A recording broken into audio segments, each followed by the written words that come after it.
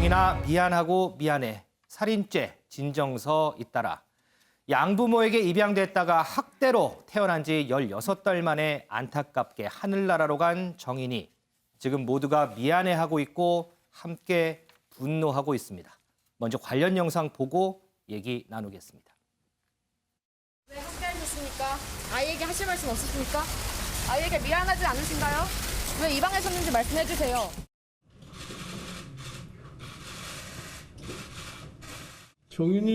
정인이 사건의 실체가 밝혀지면서 많은 국민께서 분노하고 계십니다. 너무도 마음이 아프고 정인에게 미안한 마음입니다. 정인이 사건과 같은 충격적인 아동학대 범죄가 근절되지 않고 있어 총리로서 송구스럽고 안타깝게 생각합니다. 9월 23일 날 어린이집 원장님께서 안 좋아 보인다고 하시면서 저희 병원에 데리고 오셨고요. 차이나게 영양 상태나 전신 상태가 정말 불량해 보였고 6월경에는 그 정인의 아빠가 아이를 한번 데리고 오신 적이 있는데 왼쪽 그 쇄골 부위가 부어 있는 것 때문에 한번 오신 적이 있었고요. 그때 7월쯤에서 예방접종을 하러 저희 병원에 엄마가 데리고 오셨는데 부강내에 정말 어떻게 설명하기 힘든 그 너무 깊고 큰 상처가 있어서 퍼즐이 이렇게 맞추어지는 것처럼 이게 심각한 아동학대구나라는 생각이 강하게 들었었어요. 그래서 신고를 하게 됐었습니다. 이런 얘기가 15개월 아이한테 맞을지 모르겠지만 체념한 듯한 그런 표정이었었고요. 그 원장님 품에 이제 쭉 늘어져서 안겨 있었는데 어른들로 치면 자포자기랄까. 15개월 아이가 체념한 듯한 표정이었다. 참 안타깝습니다. 김은미 기자, 네. 문재인 대통령도 관련해서 지시한 게 있죠. 네, 맞습니다. 문재인 대통령이 어제 오후에 이런 얘기를 했습니다. 입양아동 사후 관리에 만전을 기해달라고 얘기를 하면서 단순히 입양만이 아니라 입양 절차에 대한 사후 그 관리, 감독 그리고 지원까지도 좀 강화할 필요가 있다라고 얘기를 했습니다. 이와 관련해서 이제 오늘 오전에 이제 정 총리가 아동학대 대응 긴급 관계 장관 회의를 열었는데요. 이 자리에서 이제 정 총리는 이렇게 얘기를 했습니다. 짧았던 삶 내내 가정과 국가 그 어디로부터도 보호받지 못하고 고통 속에 세상을 떠난 정인이한테 정말 미안하다라고 말을 했는데 이제 그 말이 참 가슴 아프게 다가오는데요. 사회적 거리두기로 고통받는 아이들을 찾아내기가 더 어려워진 상황이다 때문에 우리 모두 역설적으로 더 세세한 관심이 필요한 상황이다라고 좀 요청을 하기도 했습니다. 정 총리는 이제 어제 아동학대에 대한 양형 기준이 너무 낮다라고 판단을 한다면서 이 양형위원회 양형 기준을 좀 높여달라는 요청을 하겠다라고 밝히기도 했습니다. 앞서 우리가 영상을 봤지만 정치권도 이 문제에 관해서는 뭐 여야는 없는 것 같아요. 네, 맞습니다.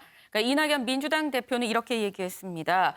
티 없이 맑고 환했던 정인이가 멍들어갈 때 어른들이 너무 멀리 있었다. 잘못은 뜯어고치고 필요한 일은 더 촘촘히 하겠다라고 얘기를 했고요. 김종인 국민의힘 비대위원장은 소중한 아이가 학대를 당하는 이 현실이 안타깝고 부끄럽다라고 얘기를 하면서 제도 개선에 필요한 정치권의 역할을 위해서 최선을 다하겠다라고 밝혔는데요.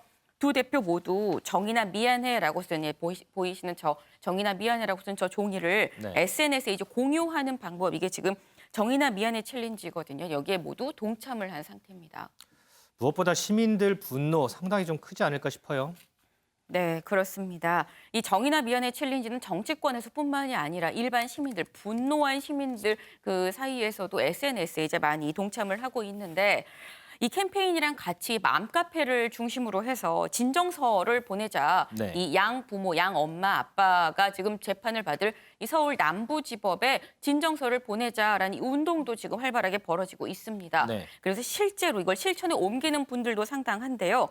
어제 하루 동안 남부지법에 접수된 이 정인이 양부모에 대한 엄벌을 요구한다는 진정서, 탄원서가 150여 건에 달했다라고 합니다.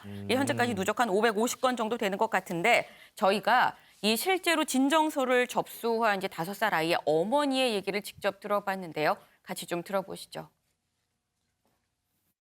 학대 정황이 분명한데도 왜 자꾸 애를 집으로 돌려보냈는지 계속 그 잔상이 남아서 아마 다른 엄마들도 좀 똑같은 마음일 것 같은데 그냥 너무 잔인하잖아요. 애를 갖다가 말도 못하는 애를. 뭐 이미 벌어진 일이고 할 수 있는 게 그것밖에 없어서 진정서 쓰고 그래서 갖다 줬죠. 그냥 판사님한테 제발 좀 최고 형량을 좀 내려줬으면 좋겠다고 부탁을 하는 그런 글을 썼습니다. 그냥 좀 착잡하고 많이 불쌍하고 미안해서 그래서 오게 됐어요. 좋은 곳에 가서 잘 살라고 밖에 못하겠더라고요. 네, 지금 같이 들어보셨는데 지금 정인이 사건이 이렇게 큰 반향을 불러일으키고 있는 건 이제 엄마로서, 아빠로서, 그리고 이 사회의 어른의 한 명으로서 그 정인이한테 너무 미안하기 때문이 아닐까 싶습니다. 연예계에서도 이 배우 김가연 씨가 둘째 딸과 같이 정인아 미안해 이 챌린지에 동참을 하고 진정서도 제출을 했습니다. 그리고 개그맨 박미선 씨도 이 진정서 인증샷을 같이 제출을 하면서 정인아 미안해 이 캠페인에 동참을 했는데요. 저희가 이 추모 공원에 지금 일반 시민들의 발길이 이어지고 있습니다. 그래서 직접 저희도 한번 가봤는데 그 영상 좀 같이 보여주실까요? 네, 일단 영상을 보시면 추모공원 모습인가요? 네, 바로 저 모습입니다. 저기에 이제 방명록에 이렇게 써 있죠. 그 지켜주지 못해서 미안하고 늦게 찾아와서 또 미안하다라는 이런 글이 있는데 정인이가 살아있었다면은 좋아했을 어떤 사탕, 과자, 어린이 음료, 장난감이 정말 한가득 있었습니다. 그러니까 정인이가 하늘에서라도 좀 뒤늦게 어른들의 미안한 마음을 알아주길 바라는 마음에 남겨둔 것으로 보입니다. 우리 김은미 기자도 아이를 키우는 엄마로서 이 관련 소식 전하면서 상당히 좀 목소리가 떨리는 것 같습니다. 자, 이 정인이의 양부모에 대한 재판이요. 오늘 13일에 열리는데요. 윤지영 기자, 네. 양부모 일단 먼저 혐의가 어떤 혐의가 적용이 됐어요? 네, 현재 정인이의 양모의 경우에는 이 아이를 지속적으로 학대를 해서 사망에 이르게 한 혐의, 아동학대 치사 혐의로 구속 기소된 상태고요. 네. 양부인 안모 씨는 학대 사실을 알면서 방치한 혐의로 지금 불구속 기소되어 있습니다. 앞서 좀 들어봤지만 이 정인 양 담당 전문의 얘기를 들어보면요. 이 정인 양이 병원에 왔을 때 상태가 정도 말도 할 수 없을 정도, 교과서에 실릴 정도의 아동학대다 이렇게 전하고 있습니다. 물론 이 양부모의 주장은 소파에서 떨어진 사고다 이렇게 얘기를 하고 있는데 윤 기자, 네. 지금 이 양부모에 대해서 살인죄를 적용해야 되는 거 아니냐 이런 목소리 많더라고요. 네, 그렇습니다. 이 살인죄를 적용해야 한다는 여론이 굉장히 확산하고 있는데요. 특히 한국 여성 변호사회는 어제 성명을 내고 이 정인이의 연령과 피해 정도를 봤을 때 이 정도면 아이가 죽을 수 있겠다라는 예상이 충분히 가능했다. 그렇기 때문에 충분히 살인죄가 인정될 수 있다고 본다라고 밝히기도 했습니다.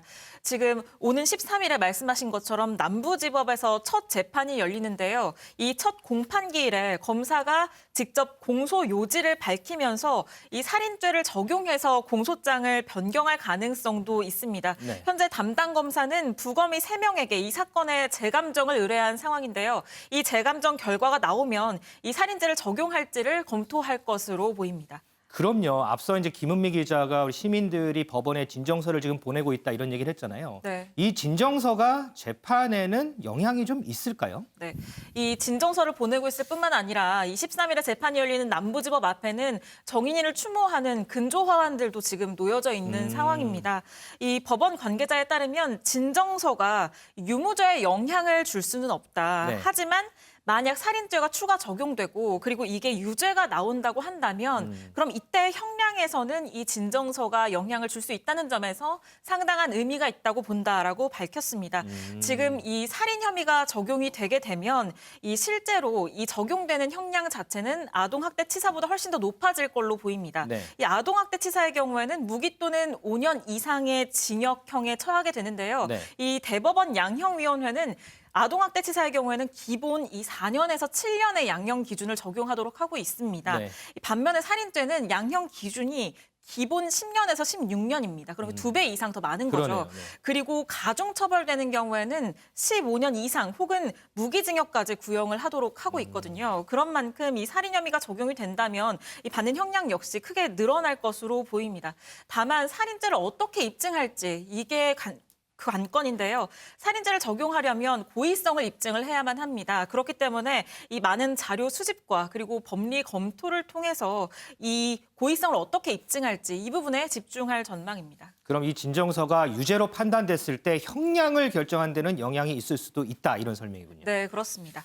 자, 이런 가운데요. 정인이 이 사건을 수사했던 이 서울 양천경찰서요. 지금 3차례 아동학대 신고를 받고도 이를 막지 못해서 부실 수사 논란이 일고 있는데요. 윤 기자. 네. 그런데 지난해 보니까 치안성과 평가에서 아주 후한 점수 받았더라고요. 네, 그렇습니다. 정인이가 숨지기 전에 무려 3차례나 아동학대 신고가 있었습니다. 네. 주체는 달랐지만 분명 3번의 신고가 있었는데 이 서울 양천경찰서 사건 담당 경찰서인데 2번은 사건을 정식 입건하지도 않고 내사 종결 처리를 했고요. 1번은 무혐의 처분을 내렸습니다. 만약 이때 경찰이 적극적으로 수사를 했다면 정인이에게 이런 끔찍한 결과가 돌아오지는 않았을 수도 있는 상황인데요. 그런데 이 사건을 담당한 양천경찰서가 이 지난해 10월 말까지 1년 동안 이뤄졌던 이 성과평가에서 A등급을 받았습니다. A등급이요? 네, 이 경찰서에 대한 성과평가 크게 4등급으로 이뤄지게 되는데 상위 20% S등급 다음이 A등급을 받게 됩니다. 이 평가 결과는 직원들의 성과급으로도 연결이 되게 되는데 이 부실 수사 논란이 확산을 하면서 전국적으로 공분을 사고 있는데 이런 상황에서 이 양천경찰서가 A등급을 받을 만했느냐라면서 부적절하다는 비판이 굉장히 크게 확산을 하고 있습니다. 이뿐만 아니라 이 사건과 관련된 경찰 관계자 모두 12명인데 이 가운데 5명은 지금 징계위에 회부가 되어 있는 상태고요. 나머지 7명도 경징계 수준인 주의나 경고 처분을 받거나 이 1명만 경고와 인사 조치를 받았거든요. 그래서 이 부분에 대해서도 너무 처분이 약하다라는 비판이 나옵니다. 이 서울경찰청은 이 치안 성과의 경우에는 특정 사건뿐만 아니라 이 종합적으로 각 경찰서의 모든 기능을 평가하는 것이기 때문에 이 부분에서 양천경찰서가 A등급에 해당했다라고 해명했습니다. 윤경 의원님, 참 안타까운 게요. 지금 보시면 5월에 한 번 신고가 들어왔고 또 7월에 또 신고가 들어왔고 9월에도 신고가 들어왔고 벌써 3번이나 신고가 들어왔는데도 제대로 조치가 이루어지지 않았기 때문에 이렇게 안타까운 일이 벌어진 거 아닌가 하는 부분이 아닌가 싶어요. 예, 일선 경찰의 뭐 전문성 부족이라든지 아니면 세심하게 살펴보지 못했다는 빈틈 이런 걸 물론 당연히 우선 지적을 해야겠죠. 네. 그러나 조금 더 구조적인 문제를 봐야 될 필요가 있다. 지금 오기 전에 제가 찾아보니까 일선 경찰서마다 APO 제도라는 게 있더라고요. 그러니까 Anti-Abuse Police Office예요. 그러니까 우리말로 하면은 학대 예방 담당관이라고 돼 있더라고요. 그러니까 이렇게 신고가 들어오면 그걸 맡아서 전담해서 처리하는 거 물론 맞지만 저런 아이들을 따로 양부모로부터 떼내서 시설에 보내거나 아니면 별도로 관리를 할 수 있는 체계가 갖춰져 있어야죠. 네. 그리고 이게 명백하게 아동학대라는 경험상의 또는 주변의 여러 가지 정황상의 판단이 빨리 서야 되겠죠. 그렇게 접근을 하다 보면 어느 상황에 어느 경찰서마다 전문 인력 부족을 호소를 하죠. 그렇다면 결국 또 제도의 문제냐 뭐 이런 원점으로 돌아가는 겁니다. 그렇죠. 이번 기회에 결국 아동학대 그리고 노인학대 또 가정폭력 또 조금 더 범위를 넓히면 연인들 간의 폭력 이런 것들은 개인 간에 벌어지는 일이라면서 사회적으로 외부 강제가 들어가서 관여를 하기에는 여러 가지로 제약이 많지요. 당사자들이 그걸 거부할 수도 있고요. 또 그런 외부 강제를 하려면 나중에 문제가 됐을 경우에 책임도 져야 되고 또 그걸 가해한 사람들에게는 처벌을 또 더 강화를 해야 되는 여러 가지가 다 얽혀 있습니다. 결국 제도의 문제, 구조의 문제라면 이번 기회에 우리 사회에 이런 쪽에 조금 더 무게중심을 둬야 될 만큼 우리 사회가 지금 변해가고 있다는 걸 다 같이 인식을 하는 게 전 중요할 것 같아요. 저는 사실 이 사건이 처음 나왔을 때 또다시 고민했습니다. 정말 인간은 성선설에 기초한 접근해서 봐야 되는지 성악설에 봐야 되는지. 성악설이라면 이건 외부 강제를 더 강화해야 되고 일벌백계를 해야 되는데 언제까지나 그런 식으로만 갈 수는 없는 거 아닌가. 네. 결국 사회 변화에 맞춰서 그동안에는 강도나 기타 뭐 눈에 보이는 이런 흉악범 위주의 예방과 단속에 심혈을 기울였다면 이제는 이렇게 과거에는 관여할 수 없었던 개인 간의 문제라고 하는 것들에도 공권력이 조금 더 세심한 주의를 기울일 수 있도록 오히려 구조를 만드는 그런 게 좀 필요한 거 아닐까 싶습니다. 아무리 다시 보고 다시 듣고 해봐도 정말 안타까운 마음 뿐입니다. 저도 한마디 하고 싶습니다. 정인아, 미안해.